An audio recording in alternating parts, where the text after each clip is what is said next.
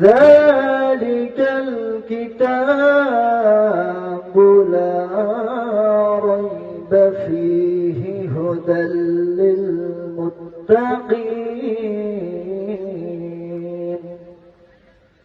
وقال الله تعالى في كلامه المجيد وفي فرقانه الحميد، أو كما قال رسول الله صلى الله عليه وسلم। সম্মানিত হাজিরিন মুআজ্জাজ, মুসল্লিয়ান আযম, আজকের অনুষ্ঠানের উপস্থিতি সমবয়সী যুবক বন্ধুগণ, বাবার বয়সী স্নেহের বাবার বয়সী বাবাজিগণ, পর্দার আড়ালে অবস্থান করছেন মা ও বোনেরা, সর্বপ্রথম সে মহান রব্বুল আলামিন সুবহানাহু ওয়া তাআলার প্রতি শুকরিয়া জ্ঞাপন করি যে মহান রব্বুল আলামিন আপনাকে আমাকে আদর করে, মায়া করে, স্নেহ করে আজকে জান্নাতের বাগানে আসার, বসার, আমাকে কিছু কথা বলার এবং আপনাদের কিছু কথা শোনার তৌফিক দান করেছেন। সে রব্বুল আলামিনের দরবারে সকলেই প্রাণ খুলে শুকরিয়া জ্ঞাপন করছি, সকলে বলছে আলহামদুলিল্লাহ। তার সাথে সাথে বিশ্বনবী, মায়ের নবী, সাইয়্যিদ সাকলাইন, ইমামুল মুরসালিন, খাতামান নবিয়্যিন, সে নবীর প্রতি সংক্ষিপ্ত আকারে দরুদ পড়ছি, সকলে বলছে সাল্লাল্লাহু আলাইহি ওয়াসাল্লাম। সম্মানিত হাজিরিন, আজকের এই কোরআনের মজলিসে এ টু জেড শুরু থেকে শেষ পর্যন্ত আলোচনা হবে কোরআন থেকে। আমি কোরআনুল কারীমের সূরা বাকারার প্রথম 2 আয়াত তেলাওয়াত করছি। ছোট্ট সময়ে, সংক্ষিপ্ত সময়ে 2 আয়াত থেকে আপনাদের সংক্ষিপ্ত ধারণা দেওয়ার চেষ্টা করব। সম্মানিত হাজিরিন, এই কোরআনুল কারীম এমন একটি গ্রন্থ, দুনিয়ার কবিগুলো, দুনিয়ার লেখকগুলো তাদের বই লেখার সময় শুরুতে বা শেষে উল্লেখ করে বলে দেয় যে এই বইয়ের মধ্যে যদি কোনো ভুল থাকে, ত্রুটি থাকে, তো আপনারা আমাদের জানাবেন, এর পরবর্তী ঠিক করে নেব বা ক্ষমা সুন্দর দৃষ্টিতে থাকবেন।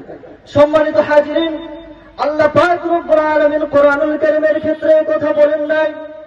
আল্লাহ পাক রব্বুল আলামিন কোরআনুল কারীমের মধ্যে বললেন যালিকাল কিতাবু লা রাইবা ফীহি।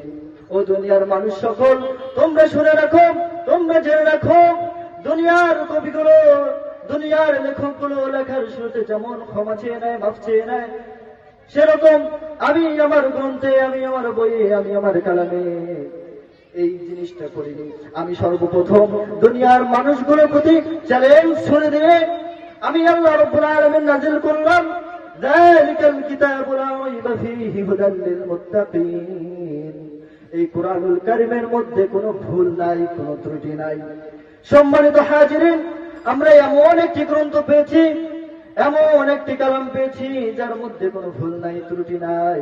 এবার যদি কোরআনুল কারীমকে আমরা প্রশ্ন করি, ও কোরআনুল কারীম, তোমার মধ্যে তো কোনো ভুল নাই, কোনো ত্রুটি নাই, ও কোরআনুল কারীম, তাহলে তুমি কি বলতে পারো তোমার ভাষা কোথায়, যেহেতু তোমার মধ্যে কোনো ভুল নাই? কোরআনুল কারীম ডাক দিয়ে বলেন, ও দুনিয়ার মানুষ সকল, তোমরা শোনো, আমার মধ্যে যেহেতু কোনো ভুল নাই, ত্রুটি নাই, তাহলে আমার ভাষা কোথায়, আমার মূলত জায়গা কোথায়? এই প্রশ্ন যদি আমরা কোরআনুল কারীমকে করি, আমাদের কোরআনুল কারীম বলেন আমার ভাষা বাল হুয়া কুরআনুম মাজিদুন ফি লাওহিন মাহফুজ। কোরআনুল কারীম আমাদের ডাক দিয়ে বলেন, ও দুনিয়ার মানুষ সকল, তোমরা জেনে রাখো, তোমরা শুনে রাখো, আমি কোরআনুল কারীমের ভাষা হচ্ছে বাল হুয়া কুরআনুম মাজিদ। এই কোরআন অবতীর্ণ হয় ফি লাওহিন মাহফুজ। কোরআনুল কারীম আমাদেরকে বলতেছে, ও দুনিয়ার মানুষ সকল, আল্লাহ পাক রব্বুল আলামিন প্রথমে চ্যালেঞ্জ ছুড়ে দিয়ে আমাদেরকে বলছে যে এই কোরআনুল কারীমের মধ্যে কোনো ভুল নাই, কোনো ত্রুটি নাই। এই অনুপাতে যদি আমরা কোরআনুল কারীমকে প্রশ্ন করি তোমার ভাষা কোথায়, কোরআনুল কারীম আমাদের নির্দ্বিধায়, কোনো দ্বন্দ্ব ছাড়া, প্রমাণ সহকারে আল্লাহ পাক রব্বুল আলামিন বলেছেন বাল হুয়া কুরআনুম মাজিদ ফি লাওহিন মাহফুজ। আমার ভাষা, আমি সংরক্ষিত কালাম লৌহে মাহফুজে। ভাইরা আমার, এই কোরআনুল কারীম আপনাকে আমাকে শুধু যে পড়ার জন্য দিচ্ছে হিফজ করার জন্য দিছে, এইটা কিন্তু না। কোরআনুল কারীম আপনাকে আমাকে দিয়েছেন।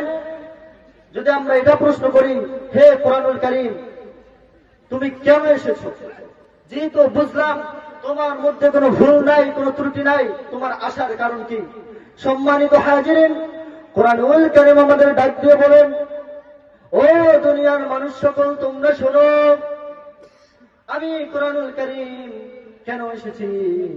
এবার